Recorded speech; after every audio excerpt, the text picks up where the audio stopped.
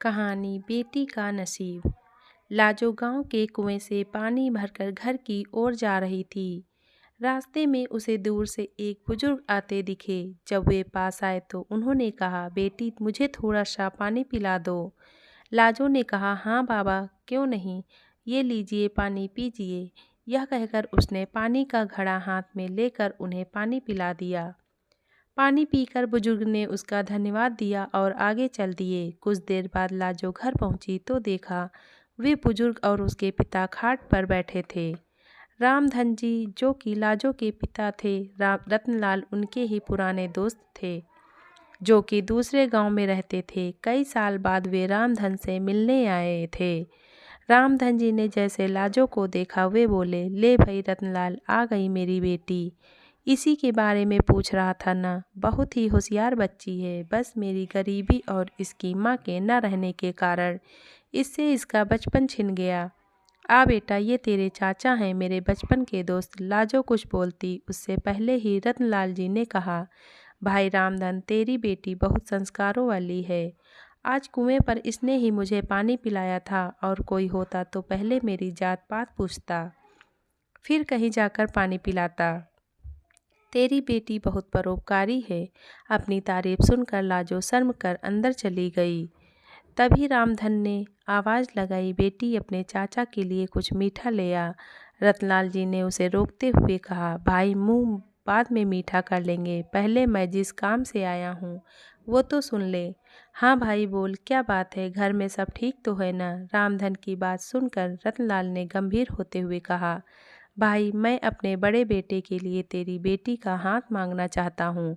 अब इस दोस्ती को रिश्तेदारी में बदल देते हैं। यह सुनकर रामधन बहुत खुश हुआ। उसने कहा, बात तो तेरी ठीक है, अगर तेरा बेटा है तो मैं तैयार हूँ, लेकिन भाई मेरी हैसियत तो तू जानता ही है। जहाँ तक मुझे पता है तेरा तो शहर में बहुत बड़ा कारोबार है, कहाँ मैं कहाँ तू। रतनलाल जी ने कहा, पैसा की तू चिंता मत कर, मेरे बेटे के लिए कई बड़े घरों से रिश्ते आए, लेकिन मैं एक ऐसे बच्चे को अपने घर की बहू बनाना चाहता हूँ जिसमें संस्कार हो। वो मैंने तेरी बेटी के अंदर देख लिए। तू बस हाँ कर दे, बाकी सब कुछ मेरे पर छोड़ दे। रतनलाल जी की बातें सुनकर रामधन ने तुरंत हाँ कर दी।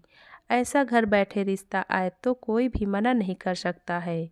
किवाड़ की ओर से लाजो यह सब सुन रही थी। रतनलाल जी ने आगे कहना शुरू किया, हाँ ये बात हुई ना खुशी की, अब जल्दी से मिठाई मंगा, अब मज़ा आएगा मुंह मीठा करने में।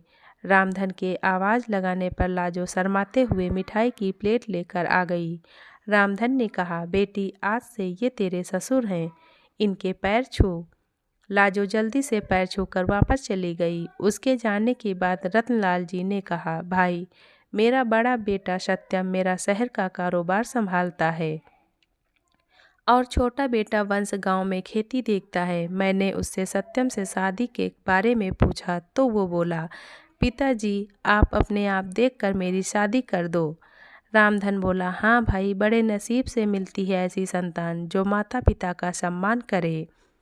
मेरे तो भाग खुल गए। मैं तो हमेशा इस चिंता में रहता था कि इस बिन माँ की गरीब बच्ची को कौन अपनाएगा। रतनलाल जी बोले, बस अब तुम चिंता मत कर, मैं शादी का सारा इंतजाम कर लूँगा। अच्छा अब मैं चलता हूँ। रतनलाल जी अपने घर के लिए निकल गए। उनके जाने के बाद रामधन ने घर में जाकर लाजो से पूछा, बेटी तू खुश तो है ना इस रिश्ते से? लाजो बोली, पिताजी मेरे जाने के बाद आपका ध्यान कौन रखेगा? मुझे नहीं करनी शादी। रामधन बोला, बेटी ऐसा न बोल, मैं अपना ध्यान रख लूँगा, बड़े नसीब से ऐसा रिश्ता मिला है। रतनलाल को मैं बचपन से जानता हूँ, उसके घर में तुझे कोई परेशानी नहीं होगी। कुछ दिन बाद पास के गांव से दो लोग आए और रामधन को शादी का शुभ मुहूर्त बताकर चले गए। उन्हें रतनलाल जी ने भेजा था। अब रामधन शादी की तैयारियों में जुट गया। इसी तरह कुछ दिन बीत गए। रामधन ने अपना खेत गिरवी रख बेटी की शादी की तैयारियां पूरी कर ली थी। शादी से एक सप्ताह पहले एक दिन रामधन अपने समधी से मिलने उनके गांव पहुंच गया। रतनलाल जी ने उसे देखकर गले लगा लिया।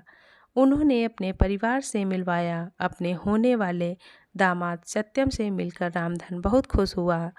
रतनलाल जी ने कहा, भाई तू यहाँ आया है, जरूर कोई बात है, बता क्या बात है। रामधन हाथ जोड़कर बोला, नहीं भाई, मैं तो बस ये बताने आया था कि मैंने शादी की सारी तैयारियां कर ली हैं। आप एक बार आकर देख लो, कुछ कमी लगे तो बता देना, जिससे आपके मेहमानों के सामने आपको शर्मिंदा ना होना पड़े। रतनलाल जी ने कहा, हाँ हाँ, मुझे पता है, तेरे पास एक ही खेत था, तूने वो भी गिरवी रख दिया, उसी पैसे से सारी तैयारियां की है। तुझे मुझ पर विश्वास नहीं था। जब मैंने कह दिया था मैं शादी की तैयारी कर लूँगा, फिर तूने ये सब क्यों किया।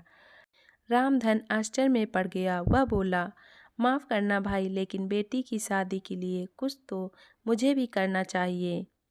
रामधन यह कहकर रोने लगा। उसकी आंखों से आंसू बह रहे थे। तभी रतनलाल जी ने अपने छोटे बेटे वंश को बुलाया और इशारे से कुछ समझाया। कुछ देर बाद रतनलाल जी ने रामधन के कंधे पर हाथ रखा। रामधन सिर झुकाए शर्मिंदा हुआ बैठा था। रतनलाल जी ने कहा, ले भाई अपनी अमानत, दोबारा फिर कभी ऐसा मत करना। यह कहकर उन्होंने खेतों के कागज रामधन के हाथ में रख दिए। रामधन ने देखा, अरे ये क्या, ये तो वही कागज हैं जो मैंने गिरवी रखे थे, ये आपके पास कैसे आए। रतनलाल जी ने कहा, वंश आसपास के गांव के सभी लोगों को जानता है, उनमें से ही एक ने खेत गिरवी रखने वाली बात हमें बता दी, वही यह कागज छुड़ा कर लाया है। रामधन की आंखों से आंसू बह रहे थे। रतनलाल जी ने उसे गले लगा लिया और बोला, भाई खेत ही गिरवी रख देगा तो कर्ज कहाँ से चुकाएगा और खाएगा क्या। आगे से ऐसा कुछ मत करना, मैं अपनी बेटी लेने आऊँगा, बस तू मिठाई बढ़िया सी बनवाना। यह सुनकर सब लोग हंस पड़े। रतनलाल जी ने आवाज़ लगाई, वंश। वंश ने 50,000 रुपये लाकर अपने पिता के हाथ में रख दिए। रतनलाल जी ने कहा, ले भाई शादी की तैयारियां कर, और वंश इन्हें घर छोड़ा। और हाँ सुन भाई, कल हम 4-5 आदमियों को तेरे घर भेज देंगे, वो सारा काम संभाल लेंगे, बस तू चिंता मत करना। रामधन कुछ बोल नहीं पा रहा था। उसके मुंह से बस इतना ही निकला, मेरी बेटी के नसीब खुल गए। यह कहते ही वह कुर्सी पर बैठे बैठे लुढ़क गया। इतनी खुशी बर्दाश्त नहीं कर पाया, उसने अपने प्राण त्याग दिए। रतनलाल जी उसे संभालते, इससे पहले ही वह दुनिया छोड़ चुका था। रतनलाल जी अपने दोस्त से लिपट कर रोते रहे। वे अपने दोस्त की अंतिम यात्रा लेकर उसके गांव पहुँचे। लाजो को जब यह पता लगा, वह रोते रोते बेहोश हो गई। रामधन का अंतिम संस्कार किया गया। रतनलाल जी अपने परिवार के साथ वहीं रुक गए। 13वीं के एक सप्ताह बाद उन्होंने सादा तरीके से सत्यम और लाजो की शादी एक मंदिर में करवा दी। लाजो के चमकते नसीब की खुशी में रामधन अपना जीवन जीना भूल गया था। धन्यवाद।